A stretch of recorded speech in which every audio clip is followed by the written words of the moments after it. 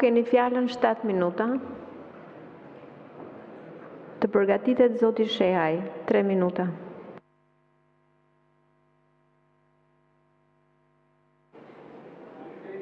Të nderuar kolegë, qytetarë që në ndiqni, e ndoqja me shumë interes fjalën e kolegut Xhafaj dhe në fakt më bëri shumë përshtypje mu duk një fjalim i vitit 2013 dhe zoti Xhafaj po të kishit folur a shumë 2013 edhe mund t'ju besonim, po sot fjala e ka humbur vlerën e saj. Kushtetuta dhe integrimi europian nuk janë fjalë në erë. Nuk janë as propagandë ditës, po janë çështje reale të cilat në çdo vendim duhet jenë frymë dhe duhet udhëzojnë edhe parlamentin edhe deputetët. 3 gjëra, zoti Xhafaj, që tregojnë se çfarë ka ndodhur gjatë këtyre viteve për të mos ju dhënë të drejtë fjalëve tuaja. E para, në të gjithë të parlament me sa mbaj mendun, ju shkëlqeni me fjalimin tuaj në momentin kur u ngrit një akuzë ndaj Erion Veliajt. Nuk e prisja kurrë që një ish prokuror që kishte marrë dhe përsipër reformën në drejtësi dhe i kishte vënë ballin kësaj reforme të dilte këtu në këto foltore dhe të akuzonte për një arrestim vetëm pse ishte mik. Pse nuk ndoqët njëjtin standard dhe në rastet e tjera? Hera e dytë ka qenë kur ju ngritët një komision të posaçëm, zoti Xhafa. Një komision të posaçëm i cili donte të merrte përsipër përgjegjësinë që këto institucione të raportonin tek ju. O vjen këtu ke mua dhe raporton këtu ke mua ose nuk raportohet fare në parlament. Një komision që i kushtoi qytetarëve 500.000 euro. Dhe çfarë prodhoi? Zero, absolutisht asgjë. Dhe hera e tretë ka qenë në momentin kur ju ngritët kartonin dhe morët një vendim pikërisht për ato që thatë këtu. Një vendim për të kaluar nga prokurori i përgjithshëm në SPAK hetimet për korrupsion duke ulur në nivelin e 50.000 lekëve limitin. Që e bllokoi njërën prokurori, e la prokurorin tjetër pa punë dhe pastaj kur vini flisni këtu gjithë tjerat janë fjalë në erë, janë fjalë në ajër, se politikani shihet nga aktet, jo nga fjalët. Shqipëria gjendet në vitin e 13 të qeverisë socialiste dhe për ditën më shumë e ndjen peshën e një keqeverisje që fshihet pas zgjedhjeve që në thelb nuk janë të ndershme. Dhe për deklaruar këtë, jo vetëm që mjafton të lexosh raportin e Odirit, po sikur edhe dëshmitë e shumicës qytetarëve shqiptar që dëshmojnë për një qeveri që çdo ditë më shumë e ka trashur zullumin, korrupsionin, abuzimin, pandershmërinë në kurriz qytetarëve shqiptar për t'i hapur rrugën një krize të vërtetë. Një krizë që nuk është vetëm e demokracisë, po është dhe ekonomike dhe sociale. Thelbi kësaj krize mbetet te një sistem i kapur dhe korrupt që godet për ditë xhepat e qytetarëve shqiptar dhe çdo 2 vite mundësinë e tyre për të zgjedhur përmes votës lirë. Ky sistem është produkti i asaj krize dhe stato quo-je që duan që t'i mbajnë shqiptarët, duke i premtuar Evropën e duke ndërtuar një Shqipëri që boshatiset për ditë. Pasi themelet e këtij vendi janë prekur nga korrupsioni, nga mungesa e demokracisë, nga pastrimi i parave, nga mungesa e meritokracisë. Dhe fakti që ne kemi një palë zgjedhje të pranuara jo nga opozita, po nga raporti i Odirit, si zgjedhje që nuk i mbushën standardet dhe zgjedhje të cilat nuk ishin të lira dhe të ndershme, unë besoj që ky fakt është shumë shqetësues. Pasi kur sheh në raportin e Odirit mënyrën se si Shqipëria është kthyer fatkeqësisht në një parti shtet, ku çdo institucion i shtetit është në një zgjatim të qeverisjes, sigurisht që ngre pikpyetje të mëdha. Çdo mekanizëm financiar i qeverisë shqiptare është kthyer në një dorë që futet në xhepin e qytetarëve shqiptar.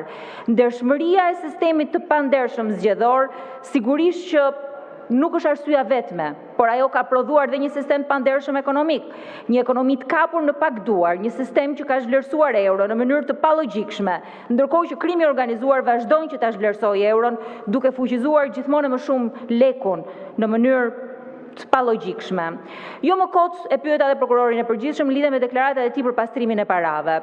Në deklaratën e tij në maj të 2020-s ne kemi parë dhe lexuar historitë pastrimit parave që ndodhin kudo, çdo ditë në ndërtim, në Tiranë, në çdo qytet tjetër. Kemi parë fshehje pasurie, kemi parë një rrjet kriminal korruptiv, i cili fatkeqësisht sot është kthyer në një industri të tërë që është industria e ndërtimit. Rasti kompanisë 5D që kishte përfituar miliona euro nga Bashkia Tiranë, ndërkohë që pronarët e tij vërtet ishin ponë Bashkinë Tiranë, ato përfitonin status e investitor strategjik, ato ndërtonin hotele me 5 yje. Nuk është rasti vetëm në administratën publike shqiptare. Është kthyer në një sistem, është sistemi i pandershëm, sistemi i padrejtë dhe abuziv, që është shkaku dhe arsyeja kryesore pse një shqiptar i thjesht, i cili punon me 2 punë, nuk ka mundësi që t'ja dalë sot, e nuk ja del sot. se një shqiptar që punon si buxhetori duan mbi 19 vite të mos bëj absolutisht asgjë tjetër, vetëm të mbledh para për të blerë një apartament. Se kostot e jetesës një qytetar janë 80.000 lekë, ndërkohë që ai shpenzon 40 deri në 50% të ardhurat e tij për shportin e ushqimeve. Kjo pandershmëri, ky korruptim, ka sjellë dhe zbrazjen e vendit, ka sjellë dhe varfërinë e Shqipërisë, ka sjellë sot fatkeqësisht një sistem të kapur në politikë, në ekonomi e jo vetëm. Ky e ka shkatruar Shqipërinë, ky sistem që ka sjellë varfërinë, padrejtësinë, pandershmërinë, dhe arsyeja e ekzistencës këtij sistemi është pikërisht kjo shumicë. Është qeveria, po njëkohësisht me të gjithë tentakulat e saj, kudo, në pushtet lokal, në drejtësi, në gjykata, kudo ku ka mundësi që të kapin pushtet, që t'i sulmojnë sa herë që drejtësia shkon te to, e t'i lavdrojnë sa herë që drejtësia largohet prej tyre, e shkon te kundërshtari, që sa herë i është dashur të zgjedh mes qytetarëve dhe pakicës, ka zgjedhur gjithmonë pakicën. Asnjëherë, në asnjë vendim nuk kanë menduar për shumicën. Ky është shkaku i vërtet i krizës, qeveria. Është shkaku i pamundësisë, qoftë për të blerë një apartament, qoftë për të luftuar për një ekonomi të shëndetshme, qoftë edhe për të pasur mundësi në biznes, sepse sot fatkeqësisht si biznesi, si ekonomia janë të kapura. Prandaj dhe zgjedhjet, unë nuk besoj që kanë qenë fare synimi kësaj qeverie. Kjo qeverie kupton që një palë zgjedhje me rregullat barabarta mund të prodhonte një realitet tjetër. Ne sot jetojmë në një moçal politik që ka ideatore krijues pikërisht majorancën, shumicën absolute që sot edhe në parlament nuk po lejon që të ndodh debati, të ketë debat. Ky është realiteti rrem, sepse sigurisht që nuk është gjithë Shqipëria ashtu siç ndodh në këtë sallë. Ju mendoni se shqiptarët janë aq të paditur sa të kuptojnë që ekonomia është e kapur, që politika është e kapur, që sistemi sot fatkeqësisht mbështet e promovon të korruptuarit? Nuk është detyrë e lehtë, po besoj që është një sfidë e jashtëzakonshme për Partinë Demokratike edhe për opozitën. Ta ndryshoj këtë sistem, ta luftoj këtë sistem e çdo ditë të punoj vetëm me një qëllim, të punoj për shumicën, jo për pakicën, siç ka ndodhur në këto 12 vite. Faleminderit. Faleminderit zonja Tabaku. Fjalën e ka zoti Shehaj 3 minuta, përgatitet zoti Mediu 8 minuta.